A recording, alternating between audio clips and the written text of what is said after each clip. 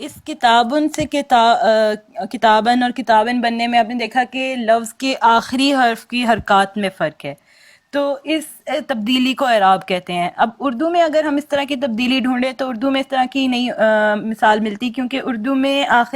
کسی بھی لفظ کے آخری حرف پر سکون ہوتا ہے، حرکات نہیں ہوتی۔ جیسے کتابن کو اردو میں کتاب ہی کہتے ہیں تو اس میں کتاب ہوتا ہے، اور قلم اور گھر اس طرح سے، یعنی کہ آخری حرف پر سکون ہوتا ہے۔ لیکن عربی میں آخری حرف پر حرکات بہت ضروری ہیں، کیونکہ یہ بتاتی ہیں کہ اس کی اعرابی حالت کیا ہے۔ تو اگر اردو میں اس طرح کی مثال دیکھیں تو ہم لوگوں کو کیا ملے گا کہ جس طرح ہم کہیں کہ لڑکیاں مسجد میں داخل ہوئیں، یا پھر ہم یہ کہیں کہ لڑکیوں نے قرآن مجید پڑھا۔ تو اب لڑکیوں اور لڑکیاں یہ دو طرح کے لفظ آ رہے ہیں، لیکن ان سے مراد کیا ہے کہ وہ لڑکیاں، یعنی کہ کوئی بھی لڑکی گروپ ہے لڑکیوں کا، وہ مراد ہے اس میں۔ تو لیکن جو ہے اس میں فرق کیا آیا، اس میں حرف میں فرق آیا لیکن معنی میں فرق نہیں آیا۔ اور اسی طرح سے اگر آپ یہی بات کہہ دیں کہ لڑکا کمرے میں داخل ہوا، لڑکے نے قرآن مجید پڑھا، تو لڑکا وہی ہے اور مراد بھی اس سے لڑکا ہی ہے، لیکن حرف میں فرق آنے سے اس کا معنی نہیں بدلا۔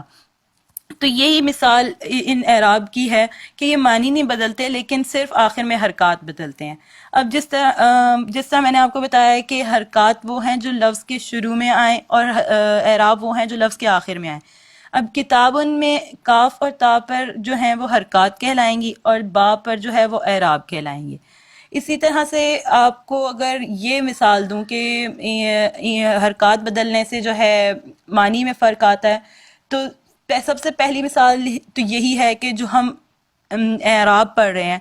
اس کی آپ قرآن میں پڑھیں گے، اس کے لیے ایک لفظ آتا ہے آراب، ٹھیک ہے۔ آراب اور اعراب میں فرق کیا ہے کہ شروع میں جو حمزہ آ رہا ہے اس میں آراب میں زبر ہے حمزہ پر، اور جو اعراب ہے اس میں شروع میں حمزہ پر زیر ہے، لیکن دونوں کے معنی میں فرق ہے۔ اعراب یہی ہے جو ہم اعراب پڑھ رہے ہیں، اور آراب وہ دیہاتی کو کہتے ہیں۔ اور اسی طرح سے آپ ایمانن دیکھ لیں اور ایمانن دیکھ لیں۔ ایمانن جو ہے وہ ہے یقین کرنا، اور ایمانن کا مطلب ہوتا ہے قسم کھانا، ٹھیک ہے۔ تو یہاں پہ آپ کو یہ وہ مثالیں ہیں، آپ کو پتہ چل گیا کہ حرکات بدل لی ہیں تو پھر معنی بھی بدل گیا۔ لیکن کتابن میں ہم نے دیکھا کہ حرکات بدلی ہیں، معنی نہیں بدلا، تو اس لیے وہ اعراب کہلائیں گی، ٹھیک ہے۔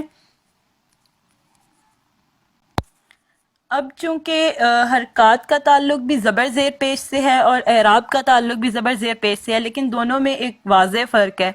تو اس وجہ سے زبر زیر پیش کو جب ہم اعراب کے حوالے سے استعمال کریں تو ان کے نام بھی عربی میں مختلف ہو جاتے ہیں۔ جیسے زبر کے لیے عربی میں نصب کا لفظ آتا ہے، زیر کے لیے جر کا لفظ آتا ہے، اور پیش کے لیے رفع کا لفظ آتا ہے۔ تو یہ تین جو ہیں تینوں کے نام بدل جاتے ہیں۔ جب آپ اگر کتاب کے بارے میں بات کریں گے تو کتاب میں جو دو پیش ہے وہ آپ اعراب کے حوالے سے بات کر رہے ہیں، تو آپ اس ٹائم اس کے نصب ہونے کو ظاہر کر رہے ہیں، ٹھیک ہے۔ تو اب اسی حوالے سے جو ہے اعراب، کوئی بھی لفظ جو ہے وہ اعراب کے حوالے سے اس کی پھر تین اقسام ہوتی ہیں، یعنی یہی تین اقسام کہ اس پر زبر ہے یا اس پر زیر ہے یا اس پر پیش ہے۔ تو ایک پہلی حالت جو ہے جس کو جو حالت رفع کہلائے گی، دوسری حالت حالت نصب، اور تیسری حالت حالت جر۔ حالت رفع جو ہے وہ اصلی حالت ہوتی ہے، یعنی کہ کوئی بھی لفظ جو کہ اوریجنلی کسی حالت میں ہو اس کو ہم حالت رفع میں کہیں گے۔ یعنی کہ آپ سے اگر یہ پوچھا جائے کہ کمرے کو عربی میں کیا کہتے ہیں، تو آپ غرفتن کہیں گے یا الغرفتو کہیں گے، ٹھیک ہے۔ تو کیوں، اور آپ نے تا مربوطہ پہ پیش کیوں لگائی یا دو پیش کیوں لگائیں، یہ اس کی اصلی حالت ہے جو کہ ایک ہمیں عربی یا اردو پڑھ کے پتہ چل گیا ہے کہ ایک پیش والی یا دو پیش والی حالت جو ہے وہ ایک بہت پرومیننٹ ہوتی ہے، اور اکثر اوقات الفاظ پر پیش ہم اسی وجہ سے دیکھتے ہیں کیونکہ یہ کسی بھی لفظ کی اصلی حالت ہوتی ہے، جبکہ حالت رفع اور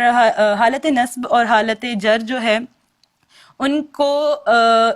کسی بھی لفظ کو اس حالت میں لے جانے کے پیچھے کوئی وجوہات ہوتی ہیں۔ یہ جس طرح سے اب ہم کسی بھی لفظ کی حالت رفع بھی دیکھیں گے، حالت نصب بھی دیکھیں گے اور حالت جر بھی، تو ہمیں پتہ چلے گا کہ حالت جر میں وہ لفظ کیوں آیا ہے، اس کی کوئی نہ کوئی وجہ ہے۔ اور اسی طرح حالت نصب میں جانے کی بھی اس کی کوئی وجہ ہے کہ وہ اس میں گیا ہے، ورنہ ایسے ہی نہیں ہے کہ ہمارا دل کیا تو ہم نے کتابن کو کتابن لکھ دیا یا کتابن لکھ دیا، ایسے ہی نہیں ہے۔ اگر ہم خالی طور پر کوئی لفظ استعمال کریں تو ہم اس کو حالت رفع میں ہی استعمال کر دیں گے، اسی لیے کہ وہ اصلی حالت ہے،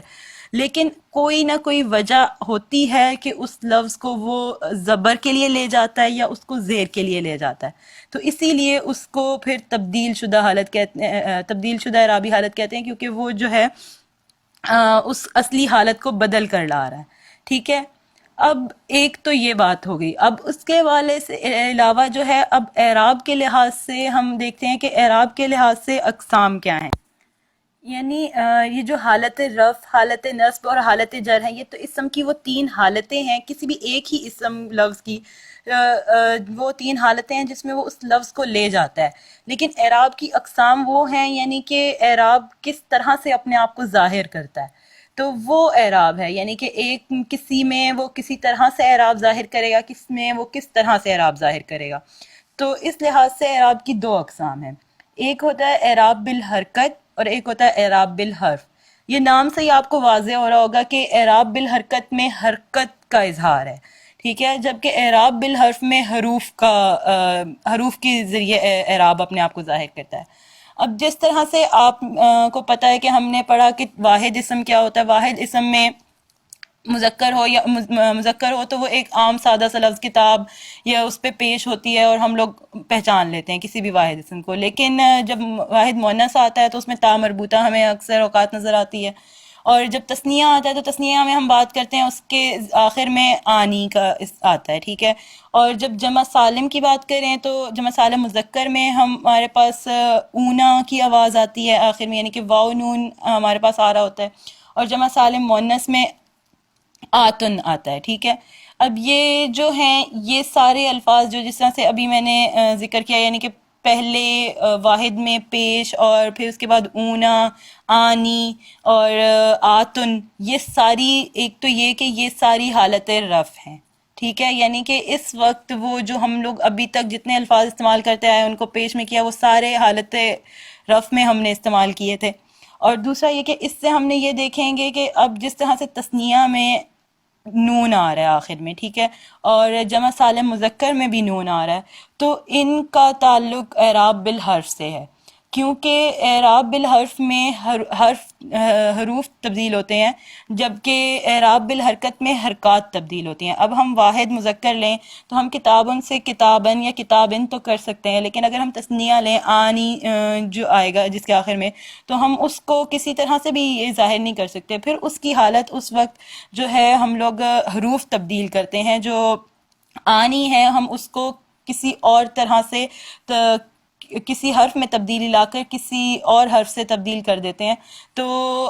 اس طرح سے وہ پھر اعراب بالحرف ہوتا ہے۔ تو اس لحاظ سے پھر جب آپ دیکھیں کہ واحد مذکر جو حرف ہیں یا واحد مؤنث جو حروف ہیں، الفاظ ہیں سوری، تو جو واحد مذکر الفاظ اور واحد مؤنث الفاظ ہیں ان کو کیونکہ حرکات چینج کرنے سے لا رہے ہیں تو وہ اعراب بالحرکت میں آئیں گے۔ اس کے بعد جو جمع مکسر ہے، جمع مکسر میں بھی ہمارے پاس کوئی فکس نہیں ہوتا کہ کیا آخر میں آئے گا، کوئی نون ہے یا کوئی کیا ہے، اور اس میں اکثر ہم دیکھتے ہیں کہ نون تو ہوتا بھی نہیں ہے، تو اسی طرح سے جیسے نساء ہے یا رجل سے رجال ہے، یعنی کہ یہ جو جمع مکسر رجال ہے یا کتب ہے، اقلام ہے، اس طرح کے الفاظ جو ہیں وہ پھر چاہے مذکر ہو یا مؤنث ہو، عاقل ہو یا پھر غیر عاقل، وہ بھی اعراب بالحرکت میں ہی آتے ہیں، یعنی کہ ان کو ہم لوگوں نے دوسری حالت میں ظاہر کرنا ہو تو ان کے پیش کو زبر کر دیں گے یا زیر کر دیں گے۔ اور جو جمع سالم مؤنث ہے اس میں بھی ایسے ہی ہوتا ہے، اس میں کیونکہ آخری حرف تا پر دو پیش ہوتی ہیں یا پیش ہوتی ہے، تو ہم اس کو دو زبر یا زبر اور دو زیر یا زیر سے کر دیتے ہیں تبدیل۔ اور حرف میں پھر ہم لوگ جو ہے کیا کرتے ہیں کہ حرف میں اب جس طرح تثنیہ کا ہے تو تثنیہ میں یہ ہوتا ہے کہ الف کو یا سے چینج کر دیا جاتا ہے، ٹھیک ہے، اور جو جمع سالم مذکر ہے اس میں واو کو یا سے چینج کر دیا جاتا ہے، اور جو نون ہے جیسے جمع سالم مذکر کی یہ پہچان ہم پڑھ چکے ہیں، اور یہ لازماً اس کی پہچان ہے کہ اس پہ نون مفتوح آتا ہے اس کا، ٹھیک ہے، اور تثنیہ کی پہچان کیا ہے کہ اس میں نون مکسور آتا ہے، تو ہم لوگ یا تو لگائیں گے، لیکن جو نون مفتوح یا نون مکسور ہیں وہ دونوں میں اپنی اپنی جگہ پہ ہی قائم رہیں گے. الف یا واؤ جو ہیں صرف وہ یا سے چینج ہوں گے، اور باقی دونوں الفاظ وہ اسی طرح سے رہیں گے. تو اس طرح سے جس طرح کتابانی ہے تو وہ کتاب بینی ہو جائے گا، ٹھیک ہے، مسلمون ہے تو مسلمینہ ہو جائے گا. اور کیونکہ اب آپ دیکھ رہے ہیں کہ اعراب بالحرف میں جو دو اقسام آئی ہیں ان دونوں میں نون آیا ہے، تو اس لیے اعراب بالحرف کو ایک دوسرا نام بھی دیا جاتا ہے، یعنی کہ اس گروپ کو، کہ ان دونوں تثنیہ مذکر مؤنث اور جمع مذکر سالم کا جو گروپ بنے گا اس کو بے نون، اس کو سوری نون گروپ کہہ دیتے ہیں. اور جو وہ الفاظ ہیں جن میں نون نہیں ہے اور ان میں حرکات چینج ہوتی ہیں تو ان کو بے نون گروپ کا نام دے دیا جاتا ہے. ٹھیک ہے.